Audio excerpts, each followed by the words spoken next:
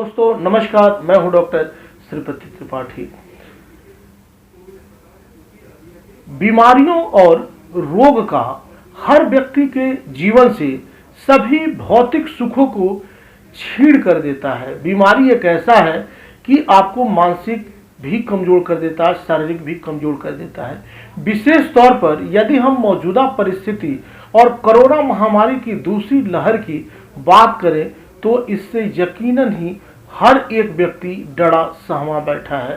तो चलिए इस संकट की घड़ी में, इस विकट परिस्थिति में ज्योतिष की मदद से आपको इस वीडियोस के माध्यम से बताते हैं कि कुंडली में मन का कारक कहे जाने वाले ग्रह मतलब चंद्रमा मनुष्यो जातक, मन के मालिक जो है वह चंद्रमा के अशुभ प्रभाव के योग से होने वाली छोटी या बड़ी से बड़ी बीमारियां क्या कुछ हो सकती हैं, इनके बारे में विस्तार से चर्चा करने के साथ ही आज जानते हैं कि चंद्र ग्रह को मजबूत करने के लिए, इन्हें सबल बनाने के लिए ज्योतिषीय उपाय क्या है। यह उपाय निश्चित रूप से लाभ दे सकता है। लिखा है या तिथि एकतो अस्त शिखरम पति रोषधीनाम अविष्कृतो अरुणपुरः सरह एकतो अर्कः।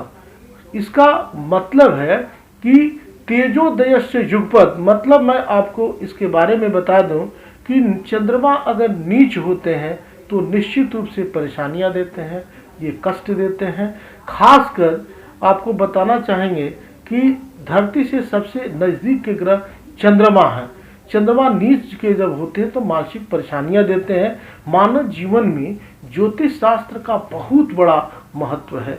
इस मानव जगत में हर व्यक्ति चाहता है कि जीवन में हर प्रकार से उसे सुख संपदा और मेरा समय खुशियों से भरा रहे और सुखी जीवन यापन करता रहे, ऐसा मनुष्य का निश्चित रूप से विचार रहता है। परंतु ज्योतिषीय ग्रह गणित द्वारा अशुभ ग्रहों की चाल से ऐसा कहाँ सुख होने देती है।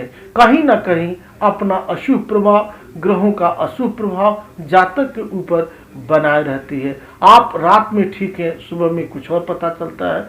इसलिए ग्रहों का यह चक्र है और जातक को अनेक बीमारियों से भी ये ग्रसित करके रखती है। बीमार होने के कई कारण होते हैं, जैसे अनियमित दिनचर्या और जीवन शैली आदि। निश्चित रूप से इन दोनों पे ध्यान, जीवन शैली और दिनचर्या, इस पे ध्यान देनी चाहिए। यदि यह लंबे समय तक ठीक नहीं है तो यकीन मानिए आप जल्दी ही किसी गंभीर या फिर लाइलाज बीमारी के शिकार हो सकते हैं। आप लंबे बीमारी के चंगुल में फंस सकते हैं। लेकिन कई बार न तो बीमारी डॉक्टर के समझ में आती है, डॉक्टर भी परेशान रहते हैं, और न ही व्यक्ति खुद समझ पाता है कि मुझे परेशानियां क्या है और यह मेरे साथ क्या हो रहा है। और व्यक्ति लाखों रुपये अपने ऊपर खर्च करके बड़े से बड़े डॉक्टर से संपर्क करके भी लाभ नहीं ले पाता है।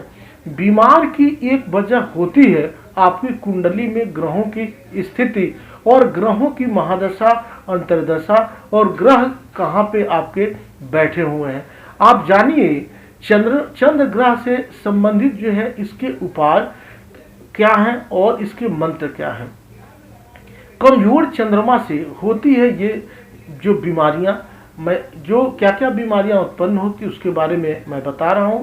चंद्र ग्रह की अशुभता के कारण हृदय रोग एवं फेफड़े संबंधित रोग, बाएं नेत्र में विकार, अनिद्रा, अस्थमा, डायरिया, रक्तल्पता, रक्त विकार, जल की अधिकता या कमी से संबंधित रोग, उल्टी, किडनी संबंधित रोग, मधुमेह, ड्रॉपसी, अपेंडिक्स, कफ रोग, और आपको बता दें कि मूत्र विकार भी, साथ ही मुख संबंधित रोग, नासिका संबंधित रोग, पीलिया, मानसिक रोग इत्यादि जैसे रोग होते हैं।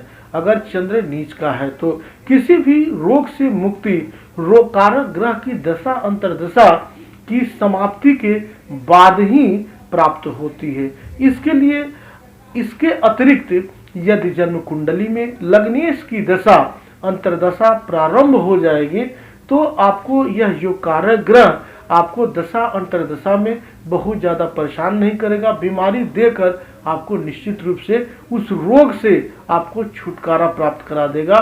उस रोग से छुटकारा प्राप्त करने की भी उस समय स्थिति बनती है।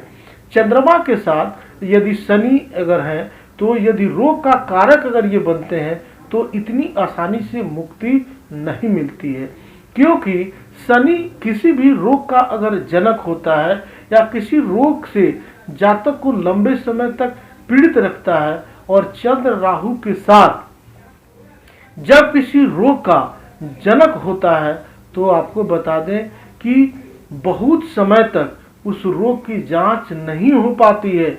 डॉक्टर भी परेशान रहते हैं कि कौन सा रोग है, या डॉक्टर भी यह नहीं समझ पाते कि जातक को बीमारी क्या है, और ऐसे में रोग अपेक्षाकृत अधिक अवधि तक चलता है और वह ज़्यादा फैल जाता है। इन कारणों से भी चंद्रमा कुछ ज़्यादा खराब होते हैं। घर का अगर वास्तु के अनुसार वायव्य कोण दूषित होने पर चंद्र खराब हो जाता है। घर में जल का स्थान दिशा यदि दूषित है तो भी चंद्र मंदा फल देता है, चंद्र परेशानी देता है। पूर्वजों का अगर आप अपमान करते हैं या पूर्वजों का अपमान करने और श्राद्ध कर्म नहीं करने से भी चंद्र दूषित हो जाता है। माता का अपमान करने या उससे विवाद करने पर चंद्र अशुभ फल देने लगता है। इसके अशुभ फल को दूर करने के लिए लोगों को प्रसन्न करें। शरीर में जल यदि दूषित हो गया है तो भी चंद्र का अशुभ फल जो देखने को मिलता है, अशुभ प्रभाव भी पड़ने लगता है। गृह कलह करने और पारिवारिक सदस्य को धोखा देने से भी चंद्र जो है वह मंदा फल देता है, यह परेशानी देता है। राहु केतु या शनि के साथ होने से तथा उनकी दृष्टि चंद्र पर पड़ने से चंद्र खराब फल देने लगता है। इसमें ग्रहण लग जाता है, इसके दोष निगेटिव हो जाते हैं, नकारात्मकता देखने को मिलती है। बलहीन चंद्रमा के प्रभाव होने से कुंडली में चंद्रमा अगर आपके बलहीन है या किसी बुरे ग्रह के प्रभाव में आकर दूषित होने पर जातक की मानसिक शांति पर विपरीत प्रभाव पड़ता है, मानसिक परेशानियां बढ़ती हैं तथा उसे मिलने वाली सुख सुविधाओं में भी कमी आ जाती है। खासकर चंद्रमा अगर वृश्चिक राशि में स्थित होकर बलहीन हो जाते हैं तथा इसके अतिरिक्त अगर जन्म कुंडली में अपनी स्थिति विशेष और अशुभ ग्रहों के साथ अगर प्रभाव के कारण भी इनका चंद्रमा बलहीन अगर हो जाते हैं तो किसी की कुंडली में ध्यान दें कि अगर अशुभ राहु तथा केतु का प्रबल प्रभाव चंद्रमा को बुरी तरह से दूषित कर सकता है तथा यह निश्चित रूप से कुंडली धारक को मतलब कुंडली वाले व्यक्ति को मानसिक रोगों से भी पीड़ित करता है। इसलिए निश्चित रूप से इसका उपचार करना चाहिए। चंद्रमा पर अशुभ ग्रहों का प्रभाव जातक को निश्चित रूप से अनिद्रा तथा बेचैनी जैसी समस्याओं से भी पीड़ित कर सकता है। रात में नींद नहीं आना, कष्ट होना, यह सब इनके कारण हो सकता है, जिनके कारण जातक बहुत दिनों तक परेशान रहते हैं और कठिनाइयां भी होती हैं। इसके लिए चंद्रमा की बलहीनता अथवा चंद्रमा पर अशुभ ग्रहों के प्रभाव के कारण विभिन्न प्रकार के जातकों को उनकी जन्म कुंडली में चंद्रमा के अधिकार में आने वाले क्षेत्रों से संबंधित समस्याएं भी आ सकती हैं। इसका ध्यान रखना चाहिए। चंद्रमा ग्रह को मजबूत करने के शास्त्रीय जो उपाय हैं, जन्म कुंडली में चंद्र अशुभ हो तो मन मस्तिष्क पर इसका असर पड़ता है, इसका बुरा असर पड़ता है। लेकिन आप इस परिस्थिति में खुद को बचाने के लिए आपको यह उपाय बता रहे हैं। इस वीडियोज के माध्यम से आप उपाय करके आप लाभ प्राप्त कर सकते हैं।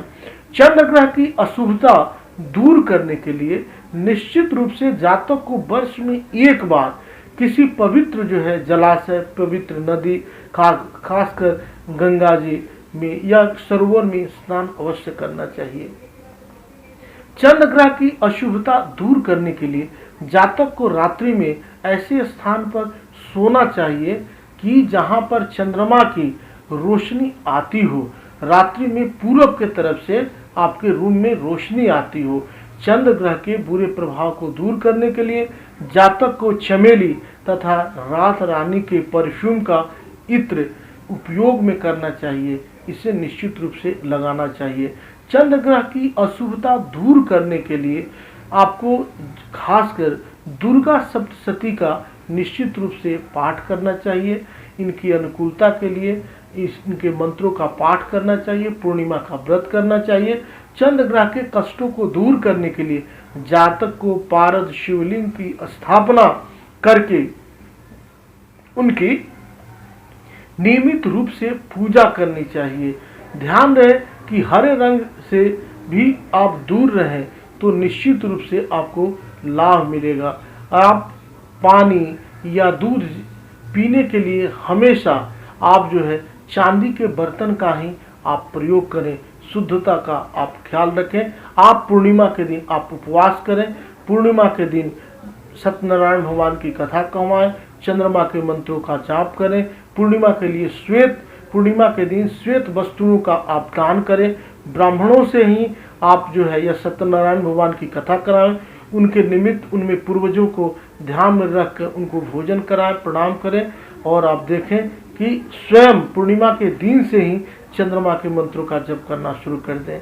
आप सब यूं ही बने रहें। मिलते हैं अगले वीडियोज में। तब तक के लिए नमस्कार। जय माता दी। वंदे मातरम।